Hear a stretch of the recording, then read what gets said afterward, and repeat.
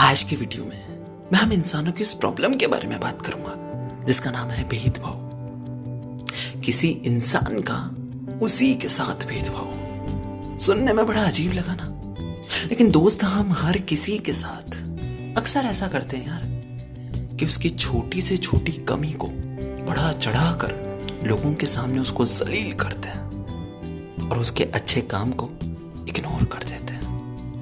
इसी भेदभाव पर बेस एक किस्सा है।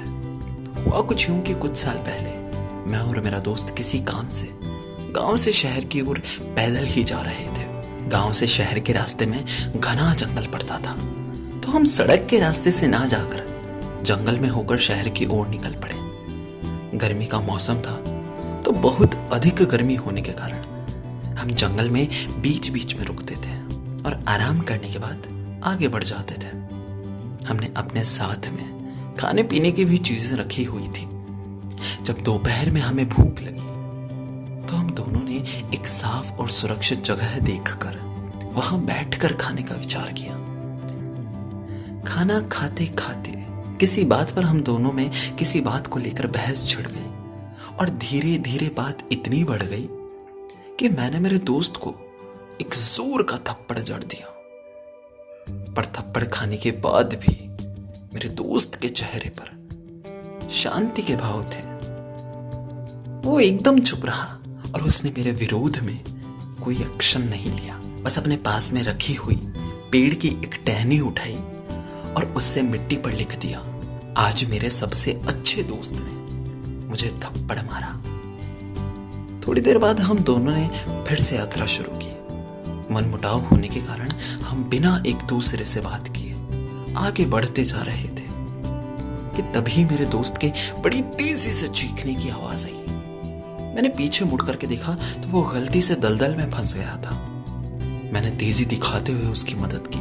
अपनी पूरी ताकत लगा करके मैंने उसे दलदल से बाहर खींचने की कोशिश की और लगभग 15-20 मिनट की मशक्कत के बाद आखिर मैंने उसे दलदल से बाहर निकाल दिया।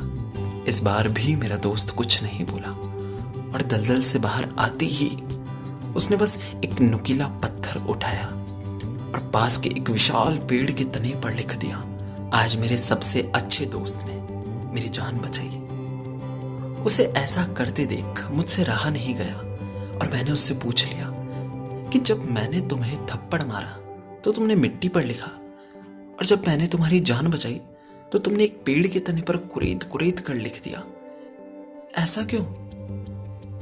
तो उसने मुस्कुराते हुए कहा कि दोस्त, जब कोई तकलीफ दे, जब किसी के अंदर कोई भी छोटी या बड़ी कमी हो तो हमें उसे अपने मन के अंदर की गहराई तक नहीं बैठाना चाहिए यार, ताकि क्षमा रूपी हवाएं इस मिट्टी की तरह उस तकलीफ को, हमारी उस सोच को हमारे जहन से बहा कर ले जाए। लेकिन जब कोई हमारे लिए कुछ अच्छा करे, किसी में कोई गुण हो, तो उसे इतनी गहराई से अपने मन में बसा लो कि वो कभी हमारे जहन से मिट ना सके और सारी दुनिया उसकी उस खूबी को जान सके और उसकी प्रशंसा कर सके जिसके वो काबिल है यार।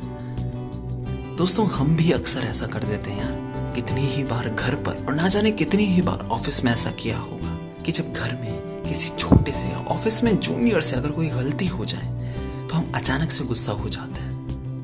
लेकिन अगर हम अपना स्वभाव शांत करके अगर उसे माफ कर देंगे तो उसका उस पर पॉजिटिव असर होगा यार। और हो सकता है शायद अगली बार से वो गलती ही ना करे, क्योंकि हमारे स्वभाव से, हमारे बिहेवियर से ही सामने वाले की नजर में हमारी इमेज बनती है और हम किस काबिल है वो हमारे बिहेवियर से पता चलता है। अगर आपने ये वीडियो पूरा देखा है, अपनी कहानी पूरी सुनी और आप इस कहानी से इंस्पायर हुए हैं, और दोस्तों अगर आप भी छोटी छोटी बातों पर गुस्सा हो जाते हैं या फिर किसी की कड़वाहट, किसी की कोई कमी अपने मन में बसा करके उसके लिए नेगेटिव इमेज बना लेते हैं और किसी की गुण को इग्नोर कर देते हैं यार, तो ऐसा मत करो दोस्त, क्योंकि ये छोटी छोटी चीजें ही हमारी इमेज बनाती है यार। और हर बार की तरह इस बार भी यही कहूंगा यार कि अगर आपकी फ्रेंड लिस्ट में भी कोई ऐसा है जो किसी की छोटी छोटी कमी को पकड़ करके उसको जलील करने का मौका नहीं छोड़ता और किसी के गुणों को इग्नोर कर देता है, तो दोस्त उसे ये वीडियो शेयर कर दो। हो सकता है शायद इस कहानी से इंस्पायर होकर के वो कुछ नया सीख सके, वो आगे से ऐसा ना करे। और अगर एक भी शेयर से किसी की भी सोच बदल सकती है, किसी की भी लाइफ बदल सकती है, किसी के बिहेवियर बदल सकते हैं, किसी के बिहेवियर से उसकी इमेज बदल सकती है, तो यही मेरे लिए सबसे बड़ा अचीवमेंट होगा यार। Thank you so much.